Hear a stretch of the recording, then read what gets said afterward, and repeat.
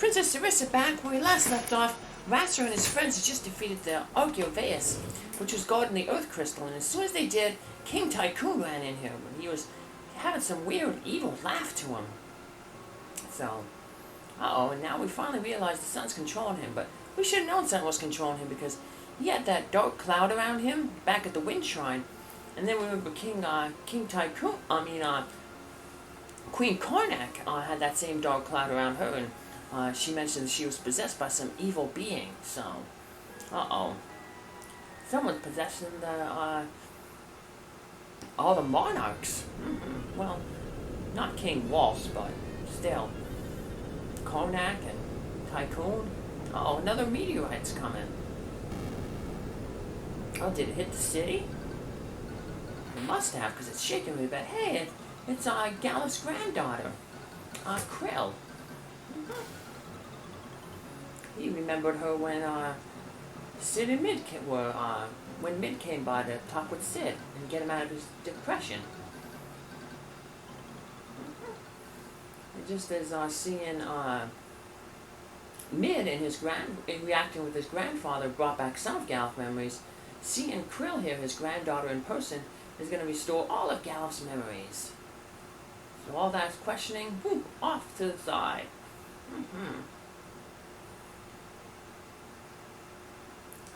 So, woohoo! So Galuf has gained all his memories, and that means he can explain more of the plot to us. He can be Mr. Exposition as soon as this is over. But, alright.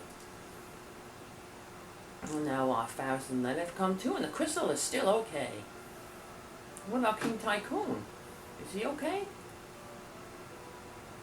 Oh, yeah, he's okay. She just shot him with a bolt spell. That's a weak magic spell. He should be able to hack it. I mean, if he got through these rooms all by himself, he should be pretty tough. And he finally realizes Sarissa is alive. Like I said, we learned earlier that they were on a boat trip and she got pushed overboard. What's happened to the crystal? Oh no, it's shattered. The Earth Crystal is different from all the other crystals. It only gives 4 new jobs. All the other ones, well, the Wind gave 6, and Water and Fire both gave 5. Water gave 6 if you count the Secret Mind job, but you can't get until much later in the game. But basically, if the jobs that you're automatically given, this was the only one that gives you 4. So, because I want to have a Final Fantasy 4-job Fiesta with all the jobs, when I picked the jobs at random, at one time I just picked 2 of the Wind Crystal jobs. So, I think I got Blue Mage and Thief. So,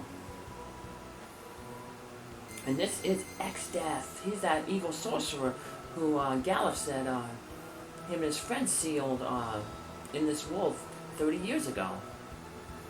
But now with the crystals all broken, the seal is broken, and Exdeath is back. We're not going to stand for that. Because we know this guy is evil. Oh no. Don't give up, RASAR.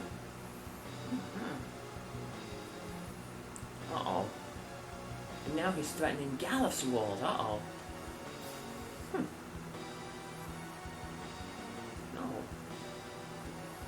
The king is really sorry for his actions.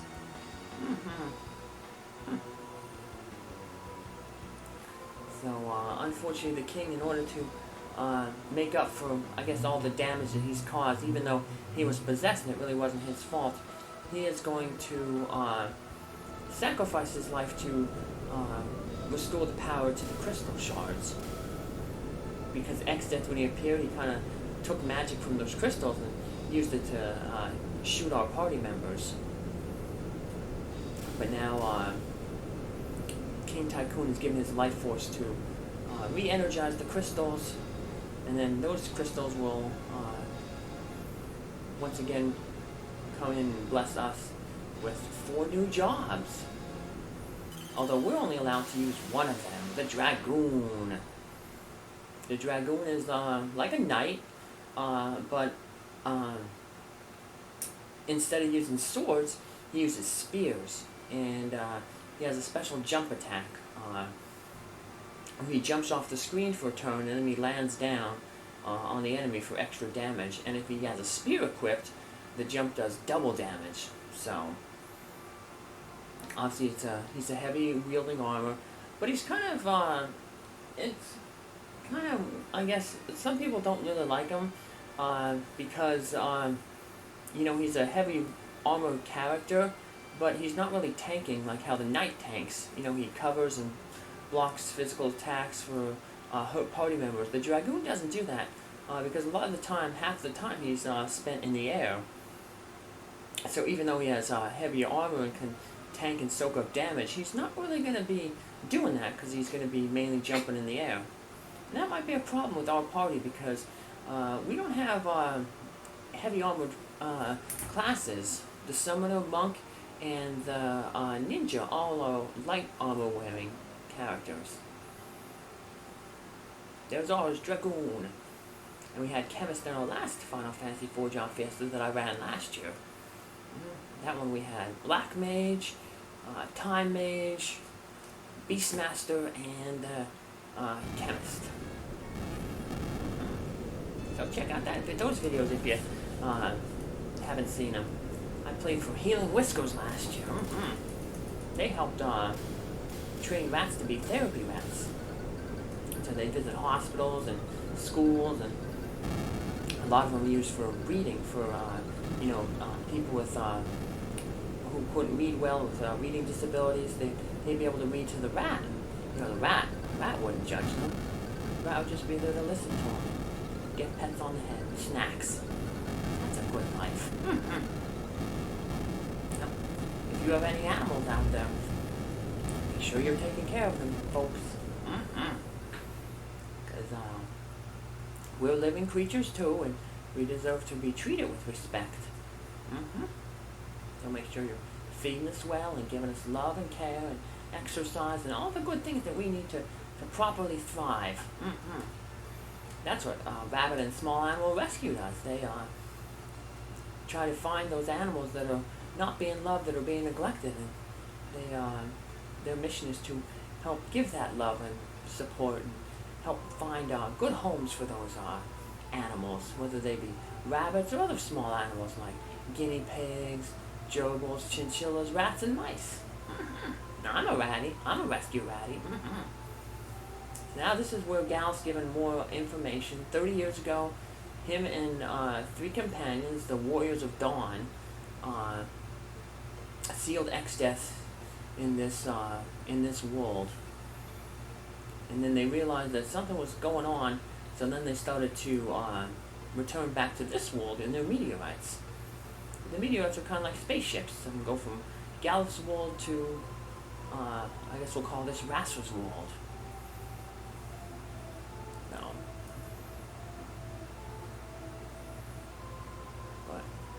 Now Exdeath is gonna go back to Galuf's world and basically pay him back.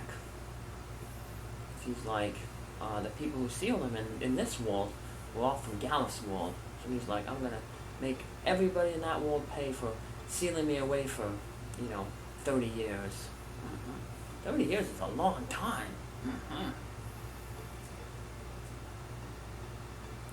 So Galuf is going to say goodbye, and he's going to leave our party. But it's the 4-job fiesta. We need 4 party members. What's going to happen? Well, we'll just have to hold on and find out what's going to happen. So, yep, this is a big heavy cutscene section here. A lot of story is getting put out here. That's why I couldn't finish it last episode, because we were already running late. And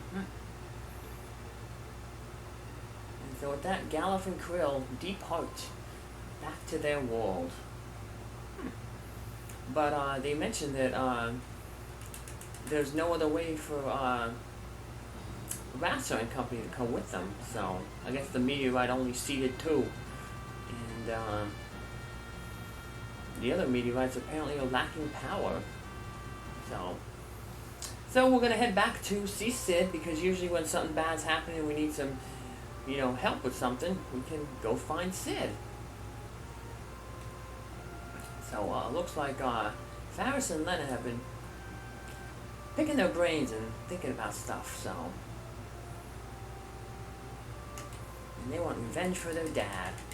And they also don't want to abandon their friend Galuf. What a good companion there. They're not gonna let their friends suffer, and all the other people they don't know in the other world. So,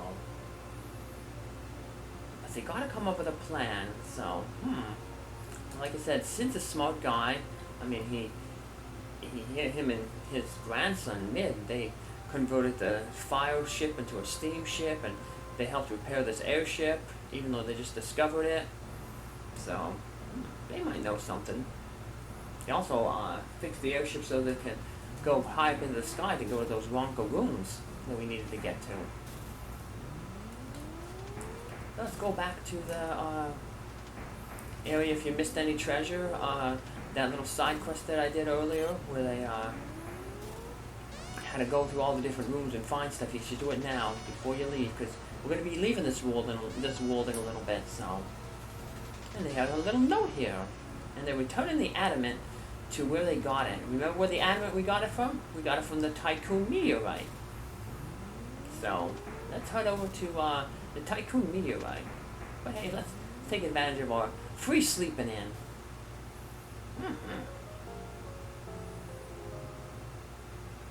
And we're all refreshed and ready to go. Because we're going to have a little bit of a boss gauntlet coming up here.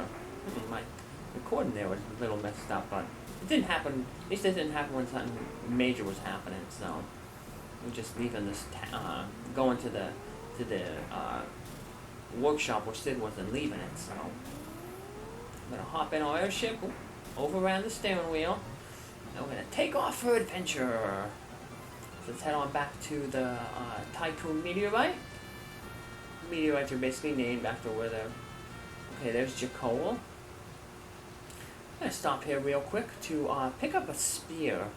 Like I said earlier, Dragoons are like heavy armored knights, but they wield spears. We don't have any spears yet, so once we get Galuf back in our party, we're going to have 4 characters, and by rules of the 4-job Fiesta, each character has to have a different job. So in order to make sure that we have equipment for Galuf or whoever's going to be our Dragoon when we get them in our party, we want to buy that spear. Luckily, some of the armor we found we can use, the gold armor, the gold shield, they'll be useful for the Dragoon, so we'll be able to get rid of those drinks. Yeah, we can't use any drinks at this party, but so now when we do get the Dragoon in our party, we'll be able to have them equipped. So, and now we're going to take off, and we got all we need, and let's head back to that Tycoon meteorite. This is also a good time to stock up on items in Lix, the village that RASAR's from. Okay, here we're around Karnak here. We got to find our bearings. There's Karnak, the city. There's where the thing was at, the seals. There's the wind shrine. So south of the wind shrine is Tycoon. Okay, there's the pirate. There we go. And doink, there we go. Land it down. Sometimes it can be tricky. Oh, look at this little rabbit. Sweet rabbit Cotton. They were told that he bites and he's a bad boy, but it turns out that he's probably just scared and fearful because he was scared when people tried to touch him. So it sounds like somebody may have hurt him. But we're going to learn more about Mr. Cotton at the end of this video. So keep watching along to learn more about Mr. Cotton and the good things that Rabbit and Small Animal Rescue does. Spoiler, they do a lot of good. That's why I chose to do them as my charity, to play for, to try to raise some monies for them. Hey, it's Sid and Min, they returned the adamant.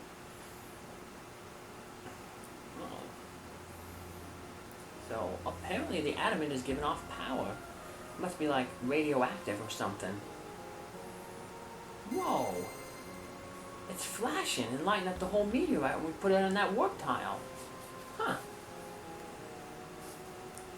The floor's absorbing the energy. So now Lenna and crew come up with this idea that they're like, wait, each individual meteorite may not have enough power, but maybe if we get the power source from all the other meteorites and combine them into one, maybe we'll have enough, juice. So it's kind of like siphoning enough gas out of, 4 different tanks of gas so you can fill up one car rather than having, 4 cars that can't move. You have one that moves. Now, for some reason, even though the black chocobo, when we ride it, can only land in Faris, Sid and Mid are going to be able to go anywhere they want with the black chocobo. Silly. Well, remember what I said a lot of other things. Video games. Don't question the logic in them. Just play them for fun. Especially this game. It kind of takes itself not too seriously. It's not overly serious. It's more silly. Alright, there's the sifting sand desert, but there's a pyramid there. We couldn't reach that earlier. Alright, let's go back to all the meteorites in the order that we encounter them. So, we had the Waltz meteorite here. Hey, and there's our Hiryu. Now, as a little spoiler, every time we go to a new meteorite, this is why I healed up. We're going to have a boss encounter in them.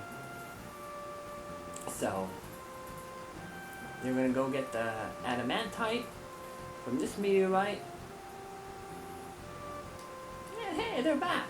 Oh, maybe there was no boss. No, there's a boss. It's these like little bomb creatures that come out. Now these guys can be difficult if you don't have full attacks.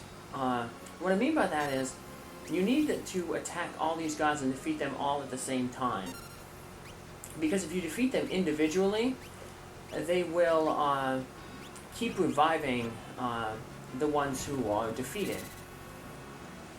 And you'll see that when they get down to 0 hit points, they'll try to cast a Rise to revive the other ones. But since we're defeating them all at the same time, they won't have a target to use the Rise spell on. Technically, I heard that you can like keep defeating them over and over and over and over and over again multiple times until they run out of magic points and then they can't cast that Rise again. But it's just easier to try to find some multi-targeting attacks. So Black Mage, Monk with their kick, Samurais have a Gill Toss, the Ninjas have the Scrolls, Summoners have their Summons. So yeah, if we take them all at once, they'll never be able to revive each other, and we take them out. So that was easy. Good job. Now we'll go to another meteorite. It doesn't matter how you go to what meteorite you go to. Sid and Mid will always be there. So we could have went to the Karnak meteorite first. But like I said, I'm just going to go in the order that they appeared. Then we had the Karnak meteorite. Although this one probably appeared, second. And remember when we were in Tool, they said the meteorite crashed over to the left. But we didn't encounter this one until after the Waltz meteorite. But uh-oh. There's monsters inside. Well, we better take care of those monsters. If we just leave and talk to them, yeah, they're like, yep, there's monsters inside. They'll take care of them for us. So that's what we're going to have to do. Once again, we're going to make sure that we're fully healed. Because, like I said, it's a little boss monster coming up here. Uh-oh, it's shaking. That can only mean one thing. The Earth Titan. So, he's our next summon that we're going to get. But he has no elemental weaknesses. So, just hit him with whatever summon is your strongest. So, we'll look at what rod we have equipped. We'll throw a flame rod on, then just use a freak. Now, we want to make sure that you're at full hit points before you finish dealing the final damage to him, because his final attack is this Earthshaker. So his like final counterattack. It deals, like I said, some pretty good damage there. So, if you have a Time Mage, I think you can cast Float. If you have a Beast Master, you can catch a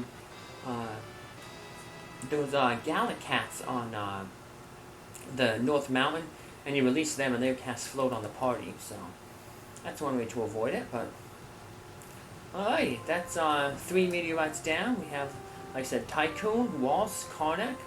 And now the final meteorite is the one that Krile came in, and it crashed by the that old town, because that's where the Rockaroons were. So we can stop here at the ancient library. Remember, we always want to make sure that we're healed up before we fight, because go get the meteorite, because we're gonna have a fight each of them. So we'll take advantage of this free healing pot. It's always good to know where your free healing is, minions. Save on in trips. So, well, these guys ain't saying anything new. You figure they'd be like, oh man, like the final crystal shattered, but I guess they're not up on current events. So let's head down to that ruined city. There we go. The final meteorite is there, and let's head on in it and wait right here. We'll be back. And they waited. And they waited. And they waited for Godot. No. They waited for Sid and Mid. They've been in there for a while. Let's go check on them. Hope they're okay. Spoilers, they're not. Well, I guess they're okay. Not that they're not hurt, they're just trapped. Because there's another monster in here. The Manticore. So, this guy might be the toughest boss. He has the most hit points, and he has a few dangerous spells. Let's see what the Titan can do. It wasn't until after I beat this guy that I checked out his bestiary entry and realized he was weak to ice, but yeah, it was fun to show off Mr. Titan there. Show him some love. He is our first level 3 summon. So heal ourselves up here. Thanks to she seems to have those a few multi-targeting attacks. There's that evil frost spell again. Luckily he's almost done. We should, one more good hit should take him out, so heal ourselves up. Probably should have cast, like I said, cast Shiva. That probably would have taken him out, but good old RASAR and throwing the water. Water cuts through anything. You have a powerful enough jet of water, you can cut through stone. That's how a lot of canyons are formed, like the Grand Canyon, the Colorado River, just cut through the stone over, millions of years. So, And now we got the 4th piece of adamant. And now we're going to combine them all. And showing on our map there, it's it looks like to the west of the pirate cave. So, and that's the warp point, and that's the warp point to Galuf's Wall. So this is the last time, we can do anything in this world. So if you want to do your shopping, or if you want to catch, find some new enemies, like to fill out your bestiary, now's the chance to do it. So you can go back and look at my previous videos. I've encountered all the enemies that we can meet in this world, so. But we're going to spend all the hard-earned money that we got so far to buy a bunch of scrolls and weaponry here in Lix. Like I said, it's the best place to do it because we get that 50% discount, because RASAR's a native of this village. He came from this village, and apparently his dad did a lot of good work for the shopkeeper, so. Yep, see, Pops helped me through some tight spots, so. Fill up our potions, we got 99. Too bad we can't buy high potions yet, because these potions are taking at only 50 a pop. Yeah, they're not really healing too much, so. Yeah, got 30 flames. Let's that sounds like a good number. Let's make everyone 30. So, you used to spend a lot of water ones. Yeah, not too many enemies are, well, not a lot of enemies are weak to water. Not a lot of enemies like absorb the water, so it's a good element. So, and we got all our stuff. Stored our items now. Okay. We look pretty good. If you also want to grind job levels, remember there's that history. You can throw scrolls at the mini dragons that appear in the forest east of History. That's the good place to gain experience. It's the best place to gain experience in the first world here. So, but I don't think we need to level grind with this party. I think we're going pretty good with it. So, let's see if I can get through without necessarily doing it much level grinding. So, and the only big level grind that I did was outside the before we went into Carnet Castle, the escape, because we want to get the 100% treasure. Had to take those enemies out fast. I know in last Fiesta I did a little extra grind, and I did on those prototype enemies because they're easy with the beast master. You can control them and make them blow themselves up. And they were good for farming dark matters, which is a really powerful chemistry mix. So you can see how broken it is in my other 4-job Fiesta. And hey, look, there's that little blue dot there. So that's where we want to go. So save our game. That way, if we ever want to come back and play in this world, we can. But here we go. This is the warp zone. No turning back. One-way trip. So, but hey, we're willing to sacrifice because we know that, you know, hey, Exdeath has always shown that he can go through the teleport between worlds. So if he conquers Galuf's world, then he might come back and conquer this world. So better to fight him over there where he's already fighting, and we have allies over there. You know, Galuf and his friends. And so with that, we all hop into the warp zone. We are shot straight up into the sky. Whee! Hope we don't need spacesuits. Spoilers, we don't need spacesuits. But we're going to have a really long fall here. Thankfully, in Final Fantasy, it seems that fall damage never hurts you.